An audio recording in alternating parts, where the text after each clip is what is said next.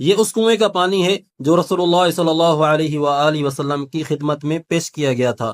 آپ صلی اللہ علیہ وسلم جب مدینہ منورہ ہجرت کر کے آئے تھے تو آپ صلی اللہ علیہ وسلم نے اس مقام پر پڑاؤ کیا تھا، اس باغ کے اندر آپ صلی اللہ علیہ وآلہ وسلم کی خدمت میں اس کنویں کا پانی پیش کیا گیا تھا۔ تو آپ صلی اللہ علیہ وسلم نے اس کنویں کا پانی نوش فرمایا، یعنی 1400 سال ہو چکے ہیں، ابھی تک یہ کنواں موجود ہے اور اس کنویں کے اندر پانی ہے، اور زائرین اور معتمرین جب بھی آتے ہیں مدینہ منورہ تو اس کنویں کا وزٹ ضرور کرتے ہیں۔ مسجد قباء کے ساتھ موجود ہے، یہ وہ جگہ ہے جہاں پر رسول اللہ صلی اللہ علیہ وآلہ وسلم نے پڑاؤ کیا تھا، اور اسی مقام پر حضرت ابوبکر رضی اللہ تعالی عنہ نے آپ صلی اللہ علیہ وسلم کے اوپر چادر کا سایہ کیا تھا۔ تو اسی وجہ سے اس باغ کا نام پڑ چکا ہے بستان المستظل، یعنی کہ سائے کیا گیا باغ۔